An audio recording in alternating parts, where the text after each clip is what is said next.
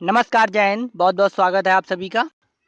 आज के इस वीडियो में हम देखेंगे राज्यपाल यानी कि गवर्नर से संबंधित जितने भी अनुच्छेद इम्पोर्टेंट अनुच्छेद हैं, क्योंकि अनुच्छेदों से ज़्यादा प्रश्न पूछे जाते हैं। तो किसी भी एग्ज़ाम में अनुच्छेदों से ही प्रश्न पूछे जाते हैं, अनुच्छेद यानी कि आर्टिकल से। और याद करने की जो आसान अगर ट्रिक देखें तो राज्यपाल के और राष्ट्रपति के इनसे संबंधित अगर हम अलग-अलग अनुच्छेदों को याद करें तो जल्दी से याद हो जाते हैं। तो इसीलिए इस इम्पोर्टेंट वीडियो में हम देखेंगे राज्यपाल यानी गवर्नर से संबंधित जितने भी इम्पोर्टेंट अनुच्छेद हैं, सारे के सारे इस वीडियो में हम डिस्कस करेंगे। तो चलिए देखते हैं।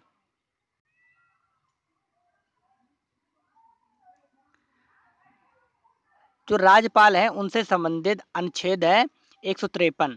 इसमें जो संविधान है उसमें अनुच्छेद 153 में राज्यों के राज्यपाल के बारे में बताया गया है। यानी कि अगर पूछा जाए कि अनुच्छेद 153 में या राज्यों के राज्यपाल के बारे में किस अनुच्छेद में बताया गया है या किस अनुच्छेद में इसका प्रावधान किया गया है, तो 153 इम्पॉर्टेंट है। 50 में 3 जोड़ लीजिए 53 हो जाएगा और 153 यानी कि याद रखिए अनुच्छेद 153 से याद रखिए।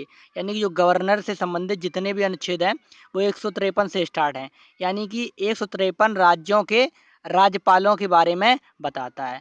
अगला अनुच्छेद है 154। 53 के बाद आता है 154 जो अनुच्छेद है वो राज्यों के जो राज्य होता है उसकी कार्यपालिका शक्ति के बारे में बताता है। मुख्यमंत्री और राज्यों के राज्यपाल के बीच में जो निर्धारण होता है अधिकारों का, उसके बारे में 154 जो अनुच्छेद है उसके बारे में राज्य की कार्यपालिका की शक्ति के बारे में ये बताता है। अगला अनुच्छेद है 155। 53, 54 इसके बाद आता है 55। याद करने में ज़्यादा दिक्कत नहीं होगी क्योंकि सीरियल वाइज अनुच्छेद हैं। तो 155 में राज्यपाल की नियुक्ति के बारे में बताया जाता है। यानी कि राज्यपाल की नियुक्ति कैसे होती है, कौन करता है। तो आपको पता ही राज्यपाल की नियुक्ति राष्ट्रपति द्वारा की जाती है। यानी कि प्रधानमंत्री की सिफारिश पर राज्यपाल के प्रसाद पर्यंत ये पद निर्धारण होता है जो कि राज्यपाल होता है। अगर देश की बात करें तो राष्ट्रपति प्रमुख होते हैं, प्रथम नागरिक होते हैं और राज्यों के नागरिक जो होते हैं वो राज्यपाल होते हैं। तो 155 हो गया जिसमें राज्यपाल की नियुक्ति के बारे में प्रावधान किया गया है। तो पहले राज्य होगा, उसमें राज्यपाल के बारे में बताया गया। इसके बाद कार्यपालिका शक्ति के बारे में बताया गया। इसके बाद जो राज्यपाल होती है उसकी नियुक्ति कैसे होगी इसके बारे में बताया जाता है। और अनुच्छेद 156 155 के बाद अनुच्छेद 156 आता है। इसमें बात होती है राज्यपाल की पदावधि की। यानी कि राज्यपाल का जो कार्यकाल होगा वो कितने दिनों का होगा। तो आप सभी को पता है जो राज्यपाल का कार्य होता है वो 5 वर्ष के लिए होता है। यानी कोई भी राज्यपाल 5 वर्ष के लिए कार्यभार संभालता है। उसका कार्यकाल 5 वर्ष के लिए होता है और उसे दूसरे राज्य का यानी कि एक राज्यपाल एक से अधिक राज्यों का भी राज्यपाल हो सकता है, उसे एडिशनल चार्ज दिया जा सकता है। तो याद रखिए 156 में बताया गया है कि राज्यपाल की पदावधि यानी कि कितने टाइम का उसका कार्यकाल होगा। वहीं 156 के बाद अनुच्छेद 157। तो 157 में राज्यपाल की नियुक्ति होने के लिए अर्हताएँ यानी कि जो राज्यपाल है उसके जो नियुक्ति होती है उसके लिए अर्हताएँ यानी कि जो क्राइटेरिया क्या होती है यानी कि राज्यपाल के लिए कौन-कौन सी क्वालिटी होनी चाहिए, इनके बारे में बताया गया है। 157 में ये प्रावधान है कि राज्यपाल की नियुक्ति होने की जो अर्हताएँ हैं वो कौन-कौन सी होगी। इसके बाद आता है अनुच्छेद 158 जिसमें राज्यपाल के पद के लिए शर्तें यानी कि वो अर्हताएँ और इसमें कुछ शर्तें होती हैं। अगर ये पूरी करते हैं राज्यपाल तभी उन्हें ये पद प्रदान किया जाता है। तो ये राज्यपाल के पद की शर्तें किस अनुच्छेद में बताई गई हैं तो 158 अनुच्छेद 158 में। इसके बाद आता है अनुच्छेद 159 जिसमें राज्यपाल द्वारा शपथ या प्रतिज्ञान यानी कि जो राष्ट्रपति द्वारा राज्यपाल को शपथ दिलाई जाती है उसके बारे में प्रावधान किया गया है। तो पहले पद का निर्धारण होगा, उसके लिए क्या-क्या अहर्ताएँ पूरी करेगा जो राज्यपाल होता है, और फिर 159 अनुच्छेद में राज्यपाल को शपथ दिलाई जाएगी। यानी कि राज्यपाल को जो शपथ दिलाते हैं वो कौन दिलाते हैं? राष्ट्रपति। तो 159 में इसका प्रावधान है। अगर पूछा जाए राज्यपाल की शपथ का प्रावधान किस अनुच्छेद में है, तो अनुच्छेद 159 में।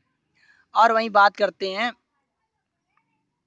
अनुच्छेद 160, 59 के बाद अनुच्छेद 160 की, जिसमें राज्यपाल की आकस्मिक शक्तियां और कृत्य, यानी कि जब आपातकाल अगर राज्य में लगाना हो या कई और समस्याएं आपातकाल से संबंधित आ जाएं, तो राज्यपाल की आकस्मिक शक्तियां जो उसे जो एकदम एकदम इमरजेंसी में दी जाती हैं, इमरजेंसी जो शक्तियाँ होती हैं, उनके बारे में 160 में बताया गया है कि किस तरह से राज्य में राज्यपाल द्वारा इमरजेंसी घोषित की जा सकती है।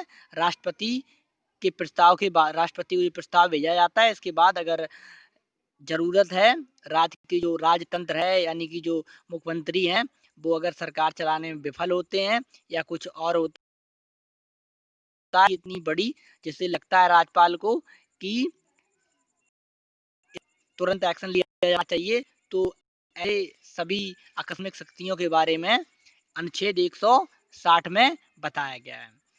वहीं अनुच्छेद 161 में क्षमा आदि की दंड, निलंबन, परिहार, लघुकरण की शक्तियां, जैसे राष्ट्रपति के पास अधिकार होता है कि वो मृत्युदंड को क्षमा कर सकता है, किसी को मृत्युदंड से मुक्त कर सकता है। वैसे ही कुछ ऐसी क्षमा आदि की दंड विलंबनम जो निलंबन होता है, यानी कि दंड को निलंबित कर सकता है। ऐसी कुछ लघुकरण शक्तियाँ होती हैं, राष्ट्रपति को भी, जो राज्यपाल होते हैं राज्यों को, उनको भी प्राप्त होती हैं। और ऐसी शक्तियों का जो उल्लेख है वो अनुच्छेद 161 में किया गया है। वहीं बात करते हैं अनुच्छेद 162 की। अनुच्छेद 161 के बाद अनुच्छेद 162, जिसमें राज्य की कार्यपालिका शक्ति का विस्तार के बारे में बताया गया है। जो राज्य की कार्यपालिका शक्ति का विस्तार जो होता है, उसे राज्यपाल द्वारा किया जा सकता है, तो उसे अनुच्छेद 162 में बताया गया है। वही अनुच्छेद 163, जिसमें राज्यपाल को सहायता सलाह देने के लिए मंत्रिपरिषद के गठन के बारे में बताया गया है। तो अनुच्छेद 163 में क्या बताया गया? राज्यपाल को अगर किसी प्रकार की सहायता या सलाह की ज़रूरत होती है, तो उसे सहायता व सलाह देने के लिए मंत्रिपरिषद का किया गया है। वो उसका प्रावधान अनुच्छेद 163 में किया गया है।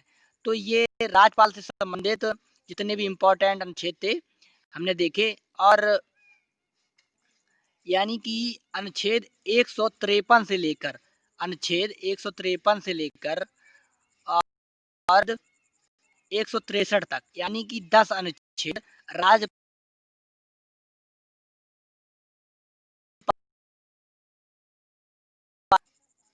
तो अगर हम एक स्टोरी टाइप में देखें, सबसे पहले क्या होता है, राज्य है, राज्य में राज्यपाल की नियुक्ति से संबंधित या राज्यों के राज्यपाल क्या होंगे, कौन होंगे, कैसे होंगे, इनसे संबंधित जितने भी आर्टिकल हैं वो 153 से लेकर 163 तक हैं। तो सबसे पहले 153 राज्य होगा तो उसके लिए राज्यपाल होना चाहिए, इसके लिए प्रावधान है। फिर 154 आता है, उसमें राज्य की कार्यपालिका शक्ति के बारे में बताया गया। इसके बाद 155 आता है, जिसमें राज्यपाल की नियुक्ति के बारे में बताया गया है। तो याद करने में कन्फ्यूजन नहीं होगी। सबसे पहले राज्य का निर्धारण होगा, फिर राज्यपाल होगा, फिर उसकी कार्यपालिका के बारे में बताया गया, फिर उसके बारे में कि नियुक्ति कैसे होगी ये बताया गया अनुच्छेद 155 में। इसके बाद आता है 156, जिसमें राज्यपाल की पदावधि के बारे में कि कितने दिनों तक ये राज्यपाल का कार्यकाल संभाल सकते हैं।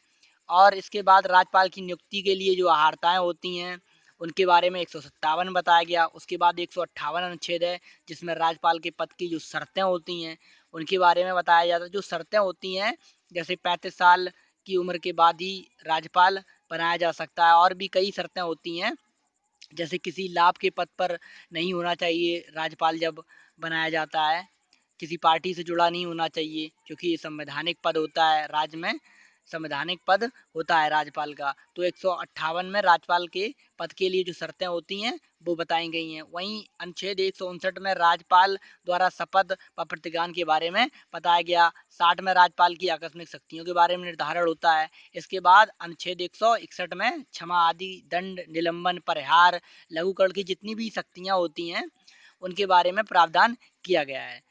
और वहीं अनुच्छेद 162 में राज्य की कार्यपालिका शक्ति का विस्तार कैसे होता है इसके बारे में बताया गया। और अनुच्छेद 163 में राज्यपाल को सहायता और सलाह देने के लिए मंत्रिपरिषद का भी गठन होता है। इसके लिए प्रावधान किया गया अनुच्छेद 163 में। तो ये कुछ इम्पोर्टेंट आर्टिकल्स थे जो कि राज्यपाल से रिलेटेड थे। इन सभी को हमने पढ़ा। उम्मीद है आपको आपने रिवाइज भी कर लिया और याद करने में कोई प्रॉब्लम ज़्यादा नहीं होगी। और उम्मीद है ये वीडियो आपको ज़रूर अच्छा लगा होगा। अगर वीडियो अच्छा लगा हो तो वीडियो को लाइक ज़रूर करें। वीडियो देखने के लिए आपका बहुत बहुत धन्यवाद।